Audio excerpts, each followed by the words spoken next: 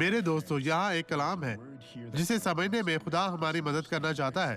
یسایہ کے 51:6 میں در ذیل لکھا ہے کہ وہ خدا ہے اور وہ کام کرتا ہے۔ وہ در ذیل کہتا ہے، اپنی آنکھیں آسمان کی طرف اٹھاؤ اور نیچے زمین پر نگاہ کرو، کیونکہ آسمان دھوئے کی مانند غائب ہو جائیں گے اور زمین کپڑے کی طرح پرانی ہو جائے گی اور اس کے باشندے مچھروں کی طرح مر جائیں گے، لیکن میری نجات ابد تک رہے گی اور میری صداقت موقوف نہ ہوگی۔ خدا کس لیے؟ میں جس نے آسمانوں کو قائم کیا ہے، مجھے سمجھ نہیں آ رہی کہ یہ کیسے ہوگا۔ یہ یسوع کے بارے میں بات کر سکتا ہے، پھر اس کا مطلب یہ ہو سکتا ہے کہ وہ صرف اس کے بیٹے کے لیے ہم لوگوں کی زندگیوں میں بھی آسمان بنا رہے ہیں۔ جو الفاظ وہ اپنے منہ میں ڈالتا ہے اور وہ مسا جو آپ کے ہاتھ میں رکھتا ہے، آپ دونوں سے لوگوں کو خدا کی طرف لے جائیں گے، چاہے آپ تاجر ہی کیوں نہ ہو۔ یہاں پر دیکھیں بھائیوں، اس شخص کو دیکھیں جس نے ہماری عبادت میں برکت پائی تھی۔ ایمان رکھیں اور برکت پائیں۔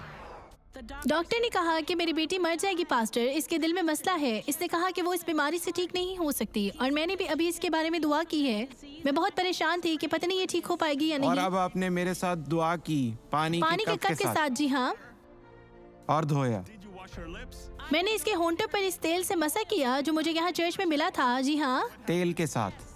جی ہاں جی، اسی طرح۔ اور صبح ہم ہسپتال گئے تو انہوں نے بتایا کہ وہ صحت مند ہے اور اس کے دل میں کچھ نہیں ہے۔ اب مزید کچھ نہیں؟ جی بالکل کچھ نہیں ہے۔ نہیں، اس کے دل میں مسئلہ تھا اور انہوں نے کہا کہ وہ مر جائے گی، لیکن اس کی سرجری کروانے کی ضرورت نہیں پڑی ہے۔ اسے آپریشن کی ضرورت تھی۔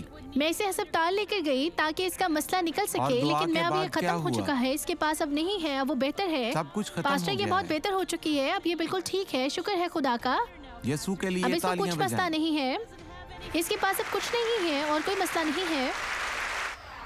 آئیں اب دعا کریں۔ باپ، میں اب شخص کو برکت دیتا ہوں جس نے ابھی ہماری عبادت میں برکت پائی تھی۔ جلال کے بادشاہ، ہر طرح کی بدی ان کی زندگیوں سے چلی جائے، غائب ہو جائے یسوع کے نام میں، اور آپ کہیں خدا تیرا شکر، تیری تعریف ہو۔